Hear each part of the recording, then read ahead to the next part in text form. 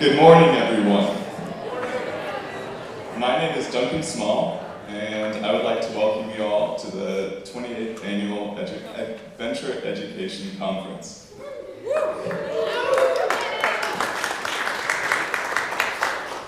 I've just got a couple announcements before we get started. Right now, we're passing out some note cards, and or some sticky notes, I'm sorry.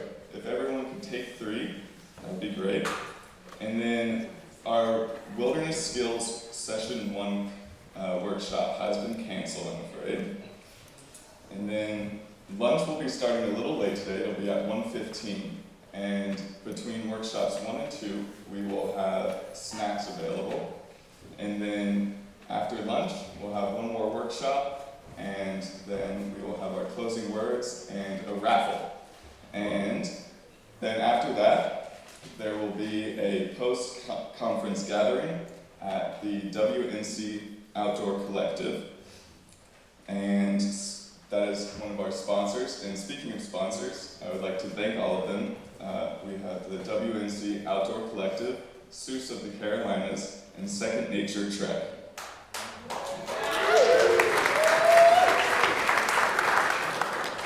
I would also like to thank all of our volunteers and our conference committee. They're the folks, you can usually find them in white bucket hats. So if you see them, give them a big thank you for helping out today. All right, and that is all the announcements I have for you. And so I would like to welcome up to the stage our speakers for the day, Dr. Curt Davidson and Becca Meyer.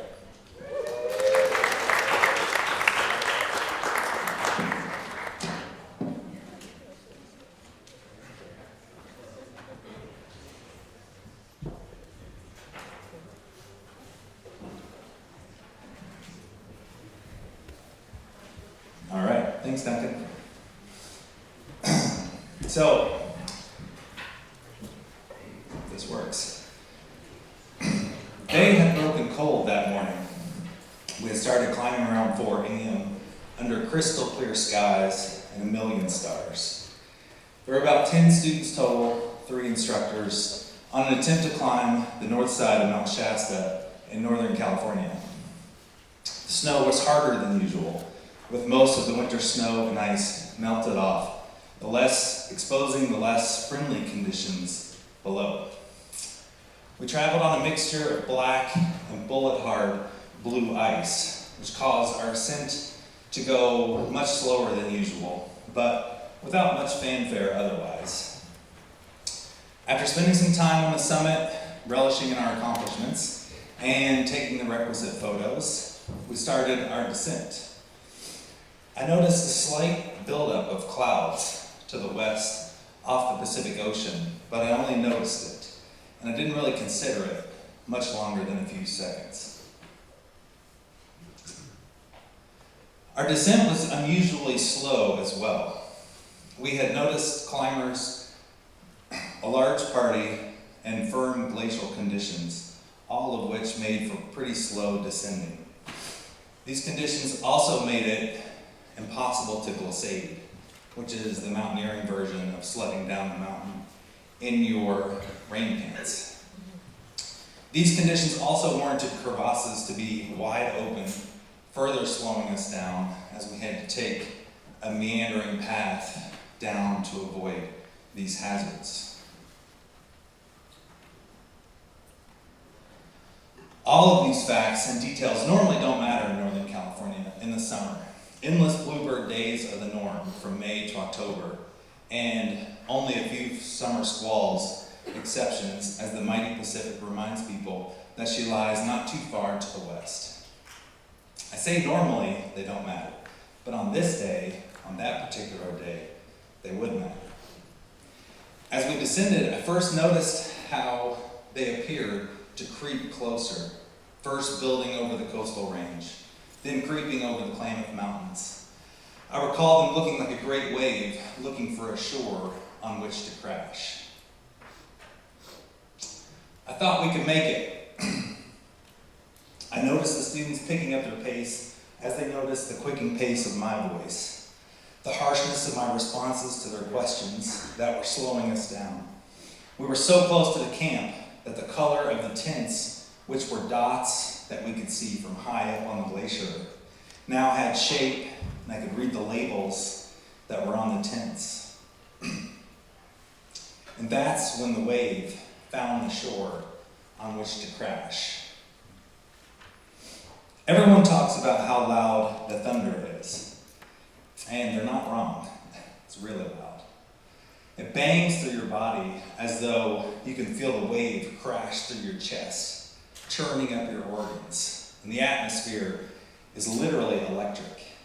Your crampons and your ice axe ring as if they're warning you of the pending lightning strike ahead. Kind of make this sound. And strike it did. I'd never been above a lightning strike and had been able to notice when it slithers between the rocks and the clouds. But that's what I saw that day. Strikes above us, below us, to the left, to the right, pretty much all around us. Some people panic. Some people follow their training and they get into lightning position. Some people carry on about their business as if they didn't have a care in the world. In that moment, I don't think it mattered how any of us reacted. There wasn't a thing we could do. Not a thing that would change the outcome of the situation in which we had placed ourselves. But it's the aftermath that sticks with you.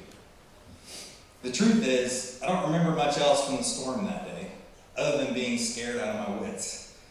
But what I do remember, what stayed with me, is the internal struggle in my head. Up to that point, my life's work had been dedicated to taking people to the high mountains of the world, the swift rivers of the desert, and the thick forests in the mountains. And in these places, I would live out my values by introducing people to nature, the challenge, and ultimately introduce them to themselves. But this incident, this storm, left me wondering, was the risk worth the reward?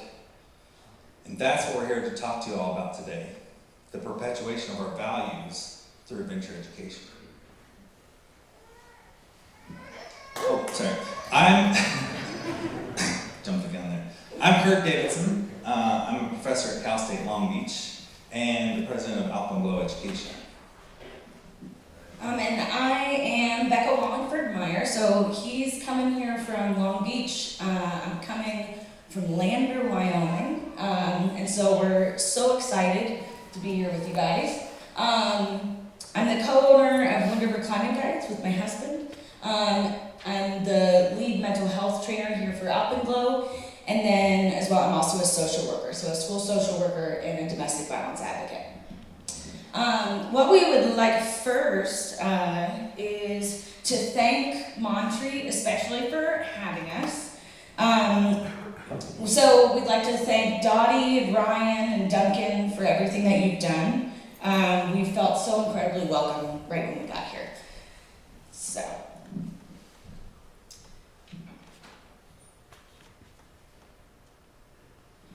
So as Curt mentioned, we'd like to talk to you today about values. This is a really large topic, and a lot of times it can feel pretty abstract. When someone says living into your values, a lot of times we can't exactly pinpoint what that means. This is one of my favorite definitions of living into our values. And one of the reasons that I call it one of my favorites is we don't shift our values based on context. So whenever we're thinking about our values, what drives us, the reason that Curt and I want to talk to you about that today is there may be some difficult days when you're working in the field, and your values is what makes you show up that day. And so what we'll have, as well as with our guest speakers, they're going to come up. We have 4 faculty members to come up and discuss some of their stories with you as well. Before we go into that, would like to tell a little story. So this is my my buddy Kenny Goff. Maybe some folks know him. From him and Curt and I all went to Indiana University together. And Kenny and I go on quite a few adventures. This is one of them. We woke up at about 3 and started to hike in to climb one of the famous routes in Red Rocks, epinephrine. Both of us were a little apprehensive. It's chimneys for a long distance, but we were so excited to get our day started. One reason that I also want to share this story is because behind these beautiful photos that we may see on social media and magazines, it may not always be the true full story. So Kenny and I started off climbing on the chimneys. It's pretty crowded. First thing that happened was somebody above us dropped a carabiner and almost hit Kenny in the head. Second thing that happened was the belay ledge on the third pitch was so crowded I had to wait in the chimney with my feet out for about 45 minutes. Cramped up a bit. On the fifth pitch, it's quite a bit run out. You're going in this large flake, bolts are far apart. Now, I have to be honest with all of you. I have an anxiety disorder. I have generalized anxiety disorder. And I experience panic attacks. Well, something about being 30 feet above my last bolt, you can imagine what was about to ensue. So as I mentioned, Kenny and I have gone on a lot of adventures together. We've known each other for, I think, about 12 years. And he knows this about me. And so he was able, at the belay ledge, to talk me down from this panic attack. I finished the pitch, he came up behind me, we took a snack, drank some water, and continued up. So as you can tell, the day was kind of going up and down and up and down. But as I started to lead my next pitch, I became euphoric. It's this pitch called the elephant trunk. It's so exposed, beautiful, and I couldn't help but giggle. So once we got to the summit, we were both so excited, giggling, like couldn't believe the day that we had just had. This is right up at the summit, so we got up all the way to the top. We weren't speed climbing, that's for sure. We didn't get up there till about 4 o'clock. So we take a moment, take in the view. As you can tell, Red Rocks is pretty amazing. And we start our descent. So there are a few things about the descent. I actually re-looked at the guidebook last night because I think some of them are a bit funny. So it says for you to round a lone pine tree. Follow cairns. So I don't know if anybody here has spent some time in Red Rocks. Follow cairns doesn't mean anything. There are cairns literally everywhere. It says, turn to the side to see a peak and a saddle. Do not take the first gully. Well, you can guess what Kenny and I did. We got confused. There were many gullies. Was it this gully or that? Is that considered a mini gully? In any case, we start to go down. We quickly get cliffed out. So we go back up. You think we've gone far enough? Get cliffed down again. So this continues to happen, and Kenny and I this whole time are just like joking with each other, not a big deal, right? We've all messed up and gotten lost. But then as it starts to get dark, we realize that we have probably, I think, about a quarter liter of water, no food, and we're a long way from his truck. I remember I fell into a cactus. Kenny, he slid down this rock. But the whole time, we were still like, oh, this is ridiculous. How dumb are we to go the wrong way? So we get back to his truck. It's 9 p.m., right? And his truck won't start. Battery's dead. So if anybody has climbed in this area in Red Rocks, it's back down an old dirt road. Chaos ensues, but we have a can of beans, so that was really good for the fuel, right? Yeah, some refried beans with lime. And so this whole thing, walk a mile, try to get service, don't get service, borrow a battery from someone, the battery doesn't work, all of these things compound on each other. And the whole time, we're just laughing and joking and saying, is this really happening to us right now? So I ended up sleeping on a crash pad outside of his truck, which the folks coming to climb the next day were not psyched on. I was in the parking lot. And the next day our friends were worried about us, and so they came out and they helped us get out. So the reason that I tell this story is when you think about all those events that I just described, it kind of sounds like a failure of a day. But when I look back, because of who I was with and that connection, it's one of my favorite days in the world. And after this, Kenny and I started going on more adventures. We did this marathon adventure in the Tetons. We'd gone on road bike rides, and because both of us see each other in those moments in which things are failing, everything's messing up. But when you know that the person beside you, you're able to be vulnerable with them, and they still support you, that's what's the most important. And so, when we're discussing our values, another big part of this, for me at least, is when I think back to connections. I could have been with Curt, right? And that day could have gone way different. But who knows? And so that connection is an important value to me. As the faculty come up, I'm going to hand that over to them here in a minute. As they come up, they're going to be talking about, as Curt mentioned, some stories with discussing their values. As you know, you each got 3 Post-its. If for some reason you didn't get them, don't worry about it. We'll make sure that you do before the end here. But as they're talking, try to start brainstorming what those values would look like to you. Oh, that is the elephant trunk. Sorry, I forgot I had more photos. Oh, that's the end. So you can tell, pretty ridiculous. And so I think we're ready now to hand it on over. So is Sarah here? There she is, awesome.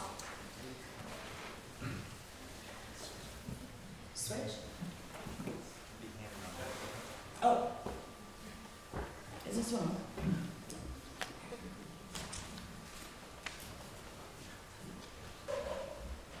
Hello, my name is Sarah, and I have a little small story to tell you, not quite as epic as those two, but one of the reasons why I value adventure education. So I remember my very first backpacking trip while I was working on my undergraduate degree just a little over 11 years ago. It was a 3-day trip, and I had no idea what I was getting myself into. But I was an outdoor leadership major after all, so I put on my best brave face and headed into the wilderness. The first day, my pack felt like it weighed 100 pounds. I legitimately wondered if I was going to make it. A soon-to-be good friend of mine on the trip noticed I was struggling and offered to help me repack my pack. For the rest of the 3 days, she continued to help me over and over again. It was humbling because I had been struggling and refused to ask for help, and yet she helped me. It was also empowering because she did not just do the things for me, but she actually taught me how to do the skills for myself better and more confidently. Those quiet acts of compassion changed me in a subtle and unexpected way. I walked away from that experience realizing that education could be more than just learning information, but that it could engage a person's mind, soul, and body, and it could serve as a transformative experience. That trip, even at just 3 days long, is one of the reasons is something that would stick with me forever and became the reason that I chose to pursue a career in adventure education.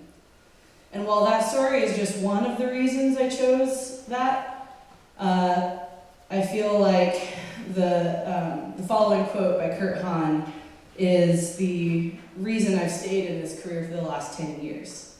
He said this: "I regard it as the foremost task of education to ensure the survival of these qualities: an enterprising curiosity, an undefeatable spirit, tenacity in pursuit, readiness for sensible self-denial, and, above all, compassion." It is these values and qualities that have been the underpinnings of my career as an adventure educator. And it is this quote I remember when I'm standing in the rain at 10 o'clock at night eating mushy mac and cheese with 12 high schoolers on a 21-day trip. Or it is this quote that I remember when I see a student realizing just how capable they are after completing a climb they didn't think they could do. It's this quote that reminds me that the long hours of route planning, food packing, gear packing, that they're all worth it. It's this quote that I think of when a student finds their voice for the first time. And it is this quote that reminds me why the world needs adventure education and why I remain in this field. Thank you.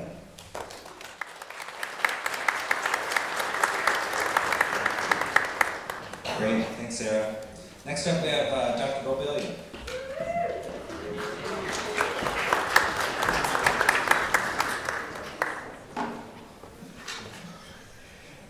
Wow, what a start to the conference. These stories are awesome. I'm going to share a relatively short one with you that hopefully illuminates a few of the values that have been a part of my journey as an adventure educator, more broadly as an educator, and I think, as a father, as a spouse. That's the picture that's up on the screen I intentionally chose because my journey in adventure education has directly connected with seasons of life, but values have continued to stay throughout that time. So some of my students have heard this story before, and I'll keep it brief. I grew up in the Midwest in Indiana, had only been west of the Mississippi River a couple times, found myself on a Colorado outward bound course.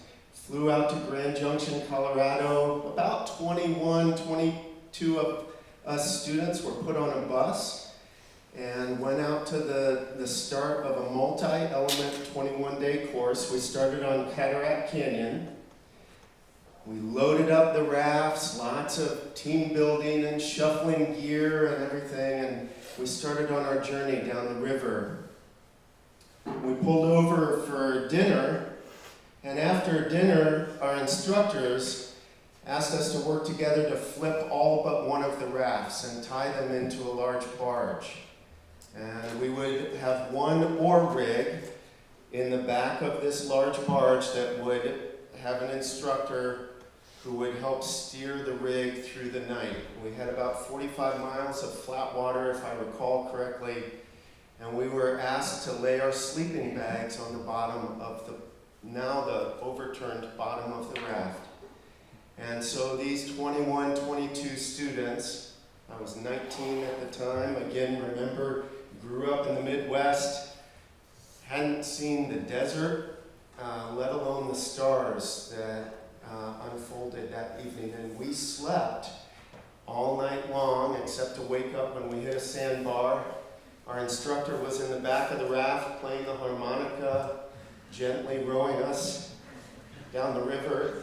I get a little choked up because when I think about why I do what I do, that was a transformational experience for me. Like the folks who have shared previously, I'll never forget that night.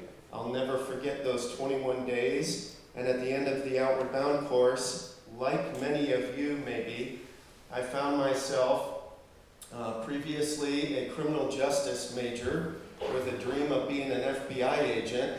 And in the midst of kind of a life transition, I asked my instructors at the end of that course, "You mean you can do this?" as a job and you can get paid for it. And of course they quickly said, well, not much, but the work is meaningful.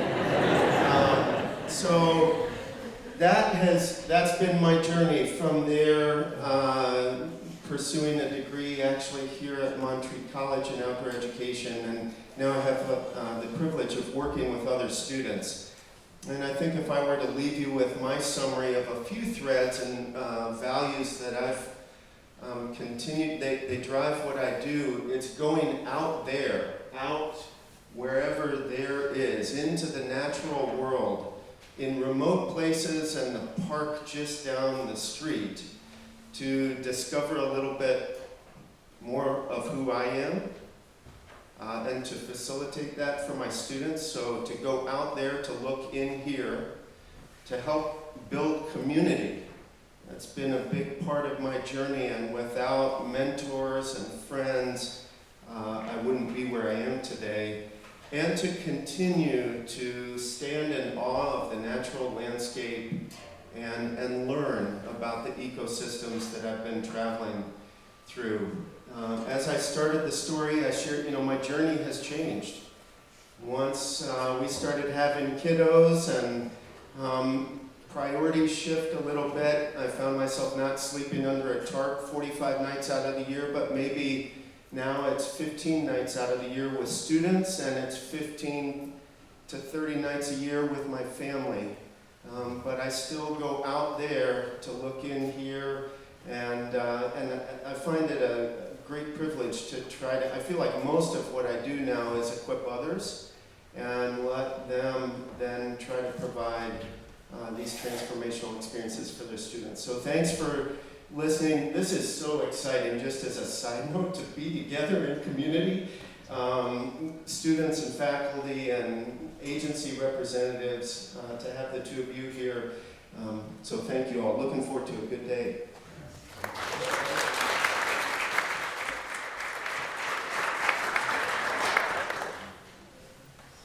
All right. Thanks, Andrew. Debbie up next. I don't know which of these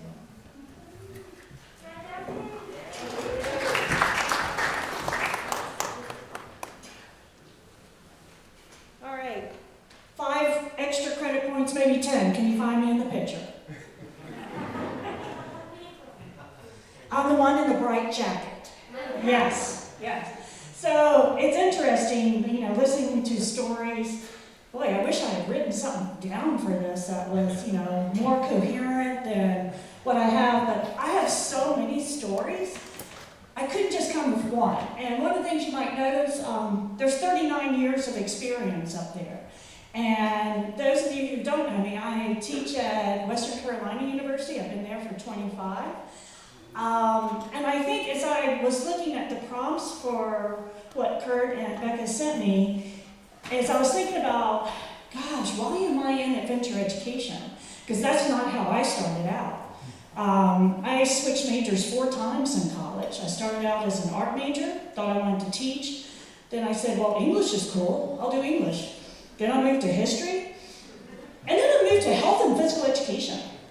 And so people go, well, why are you in adventure education? Why are you in outdoor ed? Why do you do Parks and Rec? Because you were health and PE. Oh, and I did exercise science for my graduate program. But the themes and the values that run through are that I am very dedicated to making sure that people have access to physical activity, recreation, leisure, and that it's all underneath the public health umbrella. Oh, that's my other degree. So when I come up here and I hear of these wonderful climbing stories, I'm scared of heights, you're not going to see me in a chimney. Or I hear these wonderful stories about 21-day expeditions. I've done those with my family. And I'll tell you, there's so many stories there, I could keep you here all day.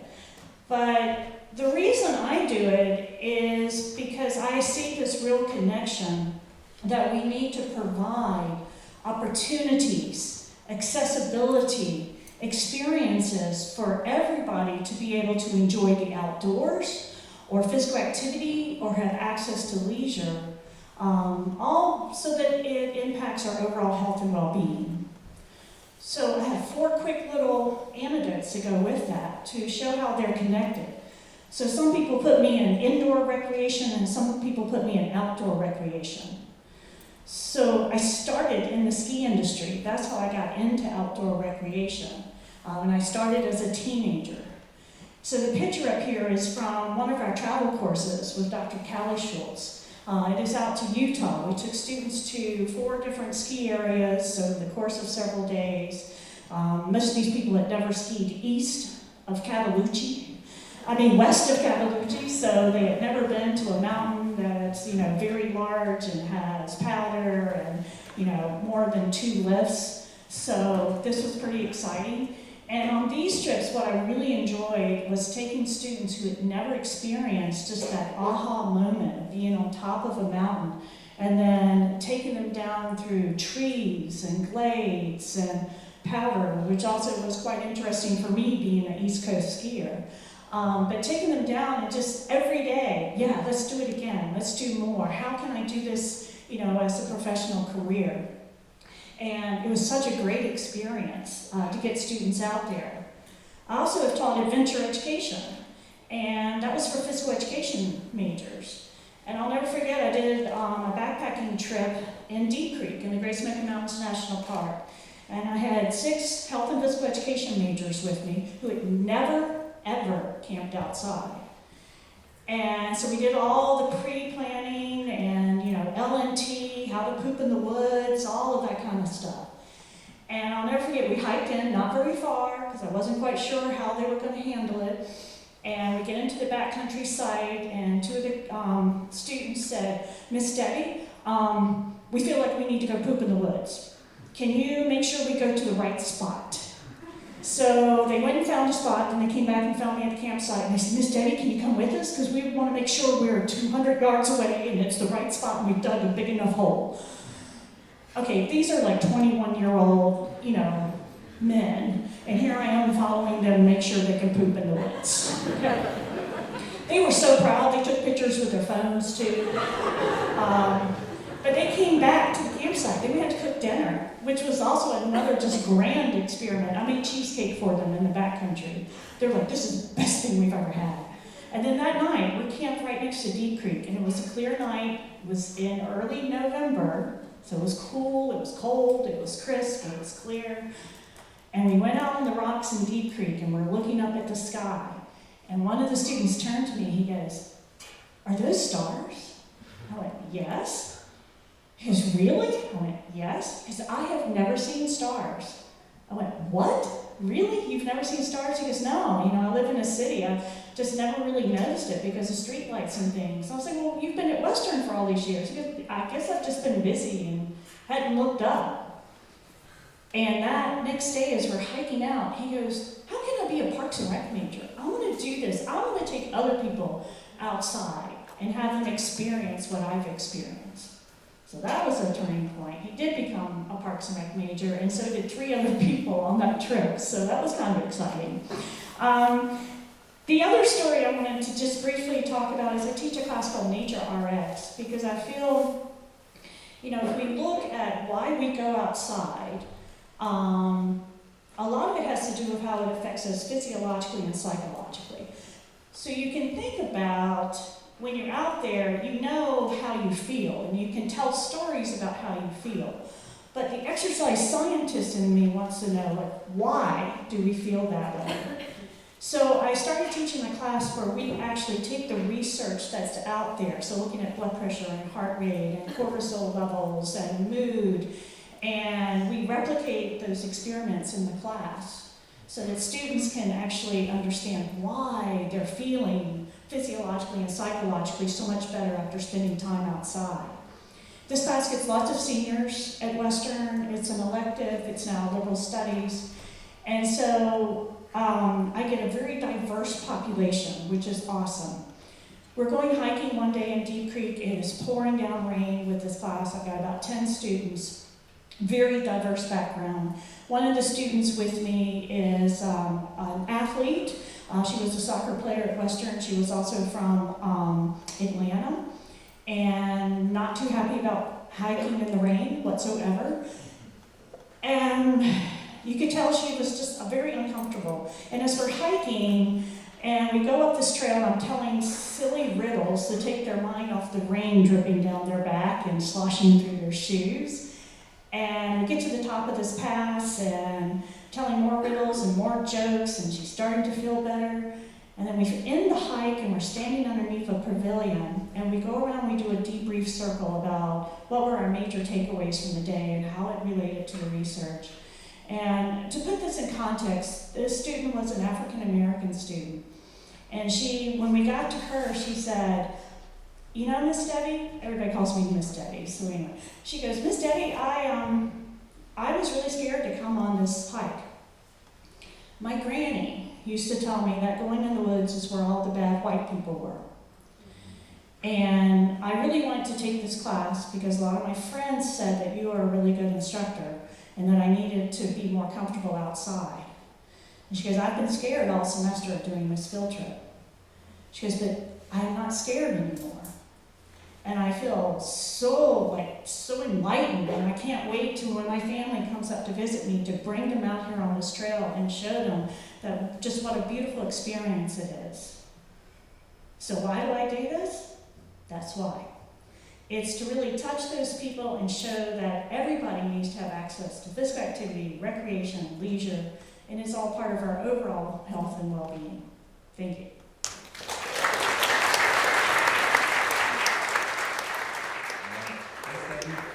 Last up, we have Dr. Jill Overholt.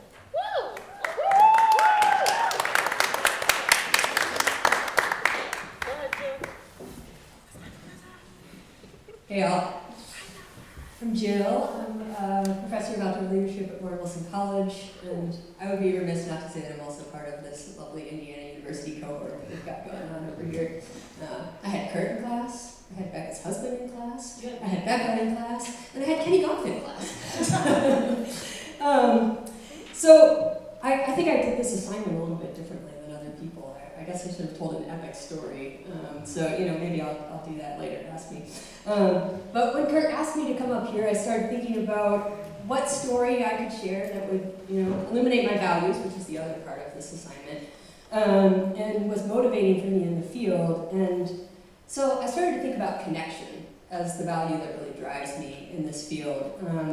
And I think of adventure and being outdoors as a way for us to just cut through all the noise and the distraction and the frenetic pace of the world around us, and be able to connect to ourselves, to other people, and to the natural world. And when I really think about it, that sense of connection drives everything I do, from being a mom, to teaching in the classroom, to advising students, and of course to climbing mountains. And so using that lens made choosing a story a little bit easier, but I still had to choose two, because I couldn't narrow it down to just one. So for my dissertation, I instructed and then later participated as an observer in Outward Bound family courses. And that's what you see up there in this slide. And these are courses that are designed for a parent and a child to enroll in the course together and experience adventure. In this case, it was in the mountains of western Colorado. And what I noticed when I first started instructing these courses was that the relationship between the parents and the children changed when they stepped foot in the mountains. And not only were they in the midst of this literally breathtaking scenery at 10,000 plus feet, but they were interacting with each other in new ways, absent the distractions of home and family and jobs. They had shared goals, they were often learning something new together, and that led them to be in this place where they were both students in the course, they had this instructor, they had chances to have conversations that maybe they'd never had before. And one particular story came to mind of a father and a daughter who were Indian American. The daughter, I think, was about 15. She was pretty small in stature. And we, of course, were headed up this big, incline all day long the first day. And the dad was really struggling. And the daughter took weight out of his pack. And that was totally out of the norm of the relationship in their family. And he told me later that from that moment on, it changed the way that he saw her. She was an adult now in his mind, and that later that changed things for them at home too. She got more independence, she got more freedom, more input in family decisions. And so for me, that's the magic of what we do. Keeps me going, whether it's these kind of courses or a study abroad or a backpacking trip on our own campus. And so that's the second story that I'm going to tell you is about study abroad courses. And I was fortunate to be able to bring more Muslim students to the country of Armenia a couple times. And this is where I served as a Peace Corps volunteer. So I know the people, I know the language, and the country holds a really special place in my heart. And these courses certainly included their share of traditional adventure in the remote mountains of the Armenian highlands. But the thing I think that really drives these courses is connection and the cross-cultural awareness that comes from traveling in another country. So instead of putting a picture up on this slide of the students summiting the tallest mountain in Armenia, Mount Aragats, which they got a chance to do, I instead chose a picture of them baking the traditional flatbread in Armenia called lavash. And also of me and one of our guides when we were there, he's dressed a little bit differently than I am in this picture, but we share the same value and love of nature and the mountains. And so this is just one of many ways that I'm able to share the things that are important to me and that sense of connection that I have to start to draw lines between me and my students and other people and experiences that I love. So that is what I have to say today. Thank you all.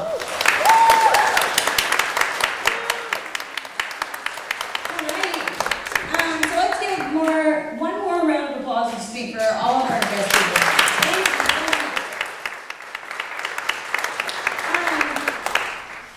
One thing that Kurt and I were talking about when we were talking about preparing for this was that not every day can be epic. These stories that all of us have told are those epic days.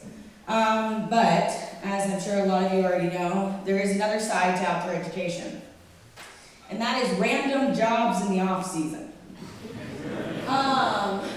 So, the reason that we wanted to discuss this is because we continue to grow even in those moments that aren't so epic. So in my life, I've been a chocolatier, a shoe salesman, a paintball referee, which was really random. My God. And then the other big thing is worked at so many restaurants. And I want to bring this up because it connects directly back to my story with Kenny. And that is because these folks in this photo, this was Christmas Eve. We worked late. The owner made us lemon ricotta pancakes. They were delicious. And that day, and struggling with those other servers on Christmas Eve and all us being there not with our families, also supplied the same kind of connection and relationships as with those epic days. So, there are random jobs out there. You'll learn things from folks that you would never meet in this room. And so I would encourage everybody to also look outside of the industry because we always continue to learn, continue to grow, and these folks reshape our values.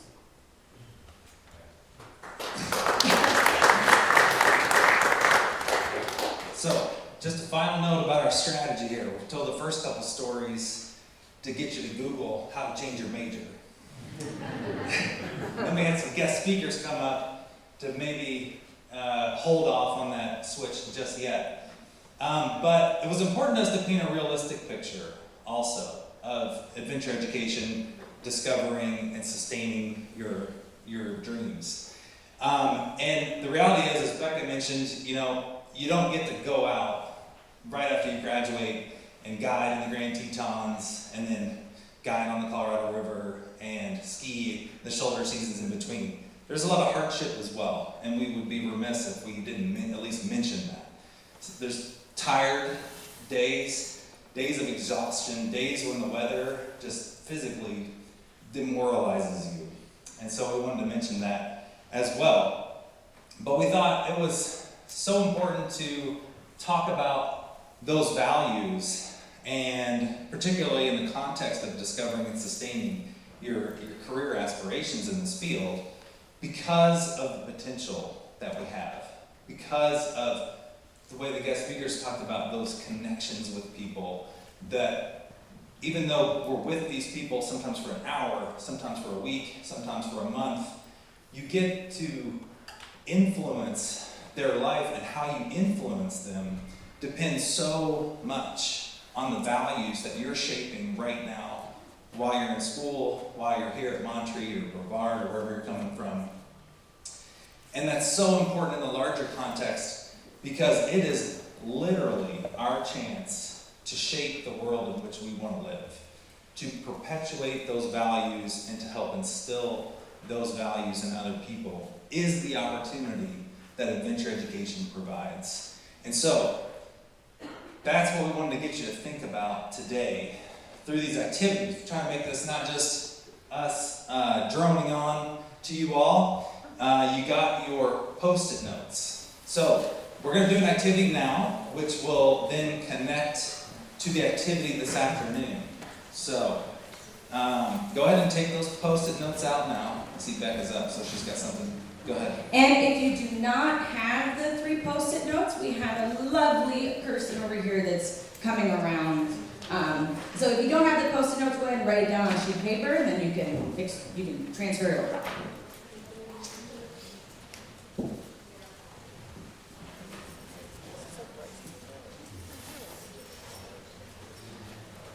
All right, and so as you're gathering your Post-it note, in the interest of time here, I'm going to move on. But what you're going to do is you're going to identify a personal value that you recognize. So you've heard some common stories. You've heard all of us talk about our values up here. And so now's the time to do a little bit of introspection. And on each of those Post-it notes, you can choose from this list that we use often, or you can create your own value that you hold dear and write that in large letters on those Post-it notes. I'll give you just about 1 minute to do that. We're making it a short time period on purpose, although we encourage you to explore this later.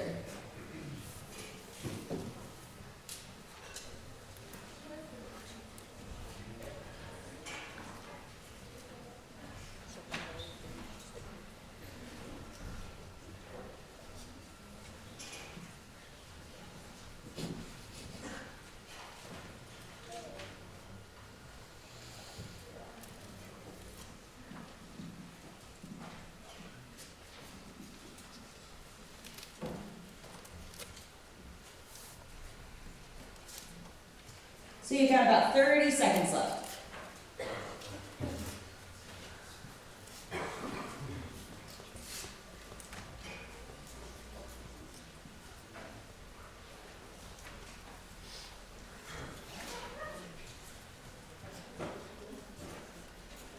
And about 10 seconds. I don't mean to stress people out, I'm just trying to think. All right, and that's a wrap for the minute. So you have your 3 Post-its, you have your 3 values written on those. Step 2, choose one. Choose one of those. So this one is this is about 20 seconds, and write your name on that Post-it note.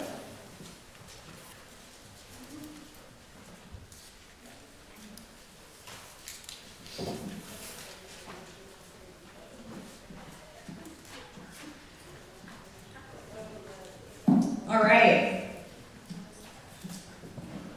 Step 3. As you notice, we have poster boards throughout the room here. And as Curt mentioned, this is because we want to connect what we talked about this morning to what we talked about this afternoon in closing. And so these are 7 categories of values. And this afternoon, you're going to be working as a team within the other people that are using the same poster. We're going to be outside for that. But once we finish with here, which will be finished here in just a few minutes, we want you to go to the poster in which your value aligns. Some have 2 and some have 1. So you'll just be finding it as we shuffle out of the room. We're going to try not to bottleneck too much. So this is what we're gonna do at the very end, but before we get up, I'd like to hand it back over to Duncan and thank all of you all for your undivided attention. Again, Curt and I really appreciate being here, and we're so psyched to be able to spend the day with you. So thank you.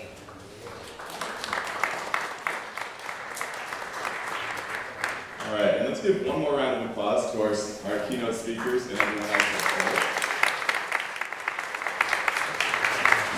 So we're going to start moving into our first workshop time. We have about 15 minutes, and I hope you can all read a map, because on your program there is a map of the campus, and so you can find your workshops through there, or if you happen to see any volunteers with the white bucket hats on, you can ask them, and they'll try and help you out. So, thank you all, good luck, see y'all later.